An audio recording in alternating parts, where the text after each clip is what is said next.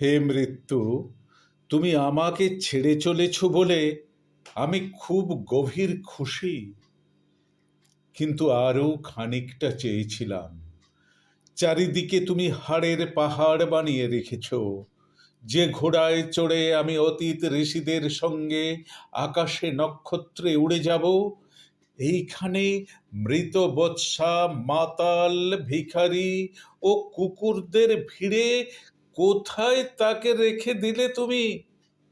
এতদিন বসে পুরানো বীজগণিতের শেষ পাতা শেষ করতে না করতেই সমস্ত মিথ্যা প্রমাণিত হয়ে গেল। কোন এক গভীর নতুন বীজগণিত যেন পরিহাসের চোখ নিয়ে অপেক্ষা করছে আবার মিথ্যা প্রমাণিত হবে বলে, সেই শেষ সত্য বলে। জীবন ভারতের, চীনের, আফ্রিকার নদী পাহাড়ে মূঢ় আনন্দ নয় আর, বরং নির্ভীক বীরদের রচিত পৃথিবীর ছিদ্রে ছিদ্রে স্ক্রুপের মতো আটকে থাকবার সূর্য আমোদ।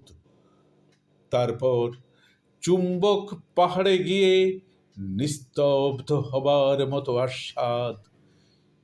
জীবন নির্ভীক নারীদের সৌন্দর্যের আঘাতে, নিগ্র সঙ্গীতের বেদনার ধুলো রাশি, কিন্তু এ বেদনা আত্মিক, তা ঝাপসা, একাকী, তাই কিছু নয়।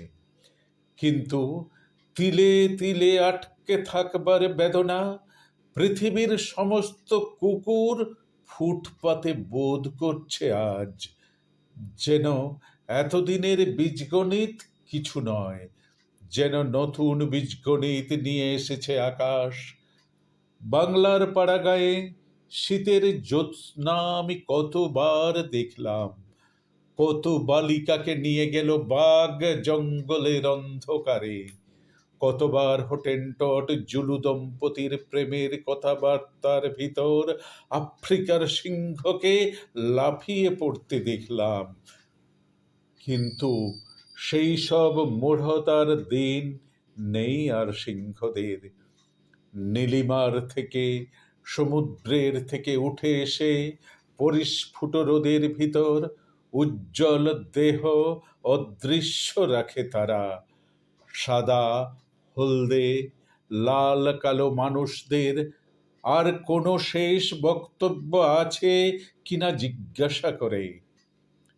যে ঘোড়ায় চড়ে আমরা অতীত ঋষিদের সঙ্গে আকাশে নক্ষত্রে উড়ে যাব, সেই সব সাদা সাদা ঘোড়ার ভিড় যেন কোনো জ্যোৎস্নার নদীতে ঘিরে নিস্তব্ধ হয়ে অপেক্ষা করছে কোথাও। আমার হৃদয়ের ভিতর সেই সুপক্ষ রাত্রির গন্ধ পাই আমি।